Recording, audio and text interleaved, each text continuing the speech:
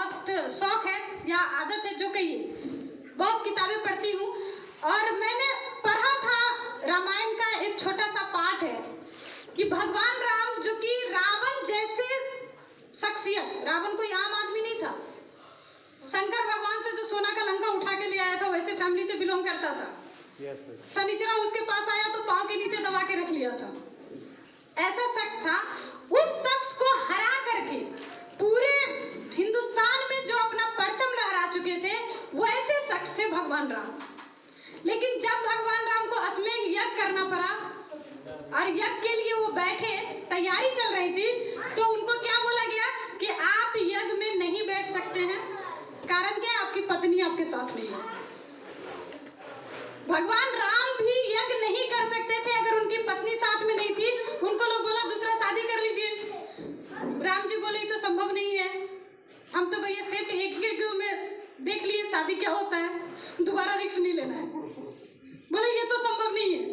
अब आम इंसान को बोला जाए दोबारा रिस्क लीजिएगा क्या सर? नहीं लीजिएगा, एक में समझ में आ गया। तो राम जी भी बोले कि एक बार में समझ में आ गया, दोबारा रिस्क नहीं लेंगे, दूसरा कोई उपाय तो बताइए। तो गुरुजी क्या बोले कि दूसरा उपाय है कि सोना का सीता बना के आप रख सकते हैं वहां पे। अब वो भगवान थे, राम थे, अयोध्या के राजा थे, उनके लिए सोना का सीता बनाना आसान था। हम लोग तो सोना का सिक्का लेने के लिए भी सोचते हैं। तो आपको अगर बोला जाए कैलाश जी सोना का पत्नी बना लीजिए, तो बोले कि भैया उससे निभा लेते हैं, उसी के साथ, उससे ज्यादा अच्छा है। तो इसलिए जब भगवान राम भी पत्नी के बिना यज्ञ नहीं कर सकते थे, तो आम आदमी अगर अकेले काम करना चाहेगा तो कहां तक कामयाब होगा। इसलिए इस सिस्टम में कपल के साथ काम करना बहुत जरूरी है। क्योंकि जब हमारे यहाँ शादी होती है ना तो कसम खिलाया जाता है। जो 7 कसम है, अगर उसका मीनिंग समझ लीजिएगा तो आधा से ज्यादा आदमी शादी करने से भाग जाए। वो तो पता ही नहीं है, उस समय लोग गाड़ी, घर और पैसा कुछ दिखा देता है, शादी हो जाती है, बाद में पता चलता है कि क्या क्या निभाना पड़ेगा।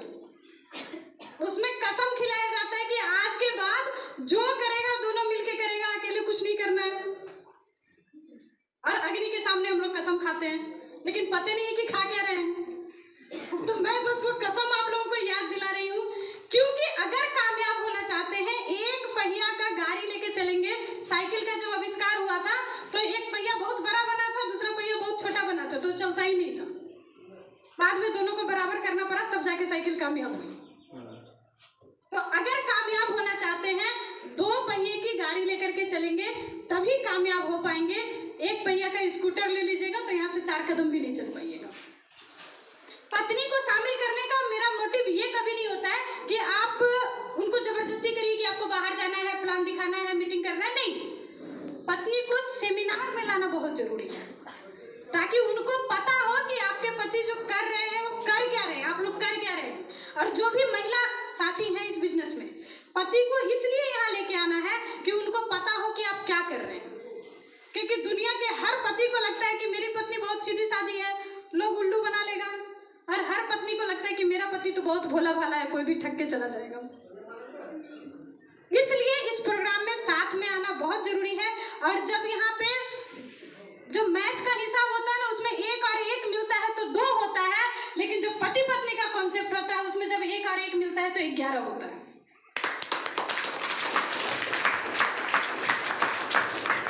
और ये जो दोनों शख्सियत आज यहाँ पे हैं, कुंदन सर को मैं बहुत पहले से जानती हूँ। सर जिस स्थिति में थे, छोटा सा एक मिल में काम करते थे। आज मैं ज्यादा मौका नहीं दूंगी, लेकिन सर ये बताना है, इस बिजनेस से पहले आप क्या करते थे, उस समय आपकी इनकम क्या थी और आज के समय आपकी इनकम क्या है। दोनों वाइफ हस्बैंड। और एक चीज मैं राज की बात बताती हूँ, सर जब तक अकेले काम कर रहे थे तब तक जो बिजनेस था वो खटर पटर चल रहा था, और जब से मैडम साथ में आई है तब से बिजनेस इनका उड़ रहा है। यही सुबोध सर के साथ भी था, जनरली सभी के साथ है, मेरे यहाँ भी था। ज्यादातर लोगों के साथ ये है कि दोनों मिल के जब काम करते हैं तो काम बहुत अच्छा होता है। मतलब ये नहीं है कि हाँ घर छोड़ के बाहर भेज देना है, शामिल करना है बिजनेस में। तो सर एक बार आप अपना नाम, परिचय और पहले क्या करते थे और हाईएस्ट इनकम। नाम कुंदन शर्मा, और पहले मैं नौकरी करता था, किसी के अंडर में नौकर बन के काम करता था। कभी भी ज़िंदगी खुशहाल से नहीं जी पाए थे। और मेरी जो तनख्वाह होती थी वो 10,000 हाईएस्ट होती थी। और आरसीएम मैंने जब शुरू किया करने के लिए, तो आज मैं ज़िंदगी को काट नहीं रहा हूँ, ज़िंदगी को जी रहा हूँ और सबसे खुशहाल इंसान हूँ। इससे जो मेरे हाईएस्ट इनकम आए हैं वो कम से कम 40,000 प्लस आए हुए हैं। ये बोल के मैं सुबोध जी को इस साल 2021 में कम से कम 5 रॉयल्टी मेरी टीम में आई थी। 5 रॉयल्टी।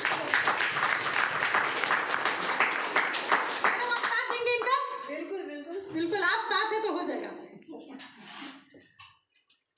नाम सुबोध कुमार, रहने वाला बोकारो स्टील सिटी का। पैसे से सरकारी नौकरी करता हूँ, लेकिन मैं पहले बहुत पापड़ बेला हूँ, बहुत कुछ किया हूँ और इस सिस्टम में मैं आया नहीं हूँ, जबरदस्ती लाया गया हूँ एक मित्र के द्वारा, पहले भी बताया था। और ज़्यादातर लोग इसमें जबरदस्ती ही आते हैं। जैसे मेरे भी कुछ साथी यहाँ बैठे हुए बहुत सारे लोग जो जबरदस्ती ही आए हैं और वो सारे लोग गवाह हैं।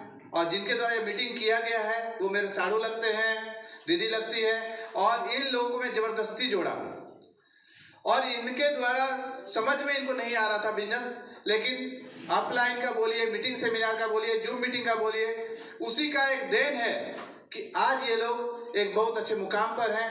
और यही नहीं, इनके टीम में भी बहुत सारे छोटे छोटे पिन भी आए हैं।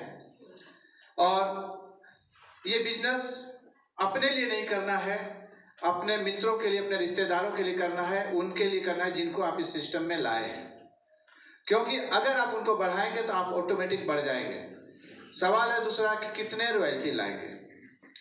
तो दोनों टीम से करीब करीब 10 रॉयल्टी मेरी टीम में जरूर आएगा।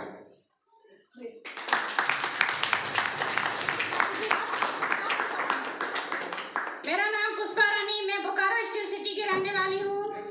और इस सिस्टम में जब सर अकेले करते थे तो डायमंड क्लब मुश्किल होता था, लेकिन जब मैं साथ देने लगी, डायमंड क्या डबल डायमंड क्लब होता है।